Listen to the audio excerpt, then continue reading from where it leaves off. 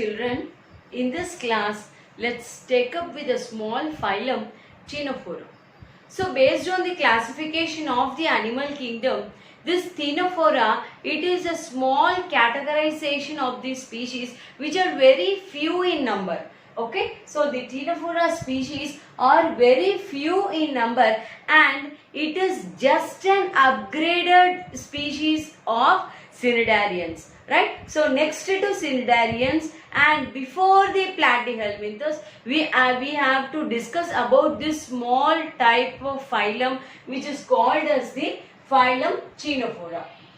So since this phylum Ctenophora, these are exclusively marine species. So coming to Ctenophora, they are exclusively marine species. So we don't find any sort of freshwater species in this case. In case of some cnidarians or poriferans, we have seen some species related to freshwater. But in case of this Ctenophora, they are purely marine species and they are exhibiting the radial symmetry, right? So they are exhibiting the radial symmetry. So coming to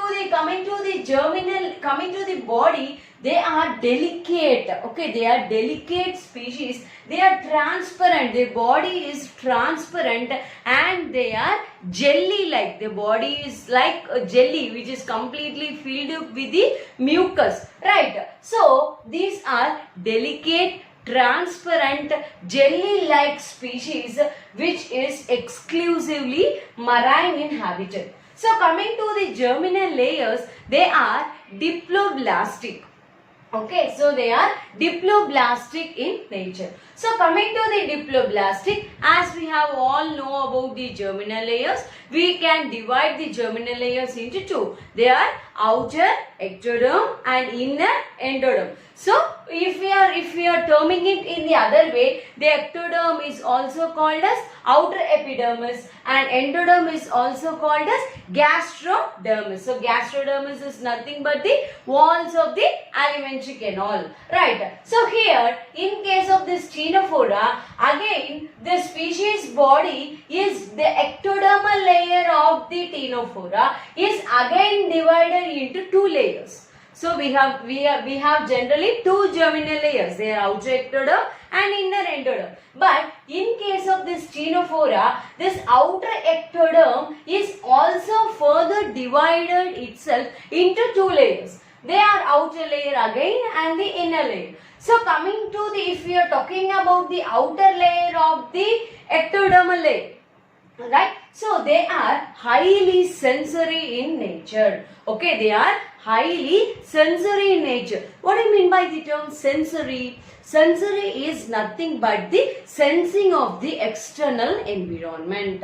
Right. So it is a bit developed species of phylum cnidarians and obviously we have some trace level of neural signals. So that point you have to keep in mind. So the outer layer of the outer ectoderm are sensory in nature. They are consisting of special type of cells called as the coloblast, which is also called as lasso cells. Okay, so what is the function of this coloblast? They have the property of adhesive. Adhesive is nothing but the attachment. So gum is an adhesive. Why gum is an adhesive? Because it is able to attach. So since this coloblast, they are adhesive in nature and since they are adhesive, they are able to capture the food. So coming to the property of the coloblast, they are also called as lasso cells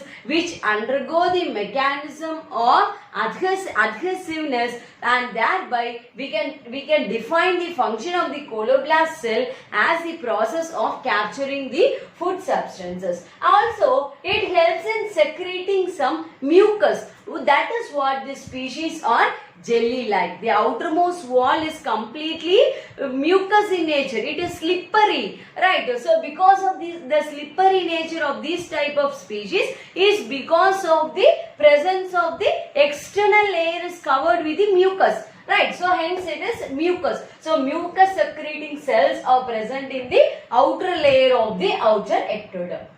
Okay, so coming to the inner layer of the outer ectoderm. Okay, so be clear, inner layer of the outer ectoderm, they consist of some smooth muscles. So generally smooth muscles is very useful for the, what is that, contraction and relaxation, for movement, right? So these species generally they are solitary.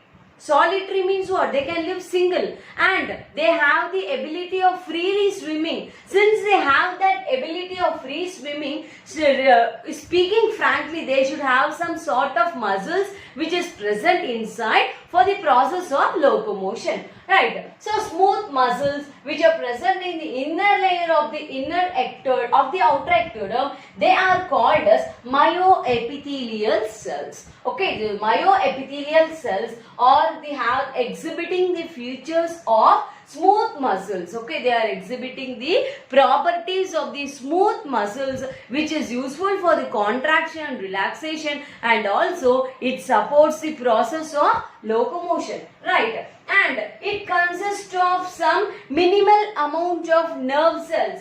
Okay, some nerve cells are present which is used to, what's that, some transmission of some minimal signals. Right. These consist of some amoebocyte cells which we have seen in the previous phylum. Right. So these amoebocyte cells are present and we could not find the cyanoblast cells. Okay, so cyanoblast cells which we have observed in the phylum Cnidarians. Here, in case of this Ctenophora, the cyanoblast cells are completely absent. Okay, the cyanoblast cells are completely absent. So this happens in the outer ectoderm. So outer ectoderm is again divided into two layers. They are outer layer of the outer ectoderm, inner layer of the outer ectoderm. Again, their properties are this. Then coming to the endoderm. So endoderm is obviously, we call it as the gastrodermis. So gastrodermis, it implies their digestive system. Right. So if you are seeing the, so this is said to be the general structure of the ctenophorans. The anterior part, you can see the mouth. So mouth, it opens into common pharynx.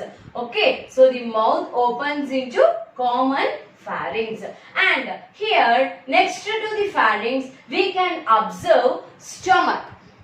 Okay, that is stomatium. Okay, so stomach we can observe. Right. So here from the stomach we can observe some canals which is transporting the energy nutrients throughout the body. Right. So we are observing the canals which arises from the stomatial part, from the stomach of the species. Right. And it opens into the common comb canal. Okay, so the canal which arises from the stomach part, it supplies the nutrients to all the parts which is present in the species, and that common canal is called as the comb canal. Okay, so common canal is called as the comb canal. Okay, so between the epidermal layer and the gastrodermal layer, there is an incompletely formed cells. They are called as the mesoglia.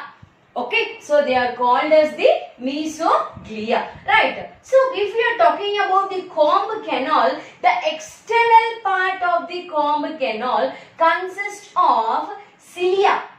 Okay, so we all know that the property of the cilia is obviously the locomotion. Okay, so this comb canal consists of the cilia which is arranged in 9+3 arrangement. Okay, so 9+3 arrangements are seen. Right. Then how much this comb plates are present? These species, they have 8 median comb plates. These comb plates, in association to cilia, they undergo the mechanism of locomotion. In some species, we can observe tentacles.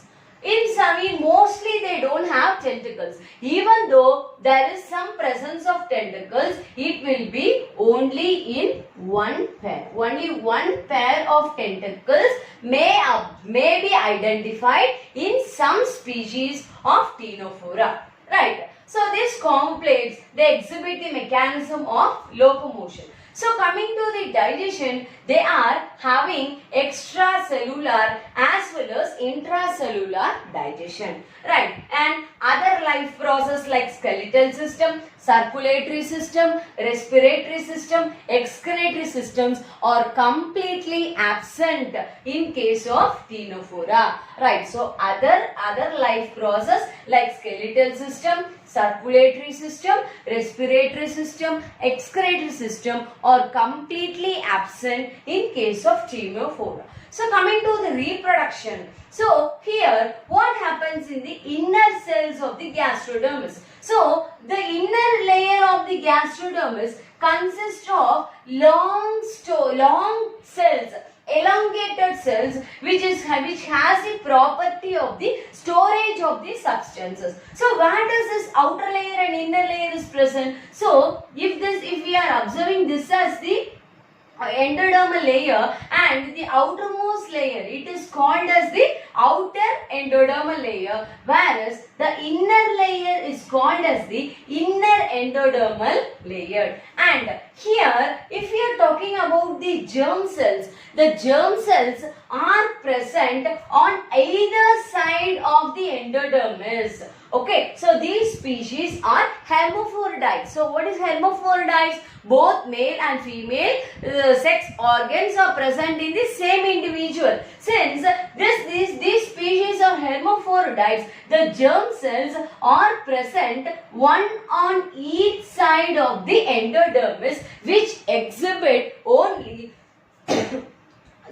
sexual reproduction. So they exhibit only sexual reproduction and they undergo internal fertilization. Okay, they undergo internal fertilization and the mode of the development is indirect mode of development. So these are, since there are many new features observed, very vast variation we are observing in case of this Ctenophora in the comparison of the phylum Cnidarians. Hence some scientists they bring this phylum Ctenophora under triploblastic species. Okay, so they bring this Ctenophora as the triploblastic species. So we can take up with the next phylum in the next session. So kindly subscribe my channel and share my channel as much as possible. As you all know, education should never stop at one point. It should be shared to many people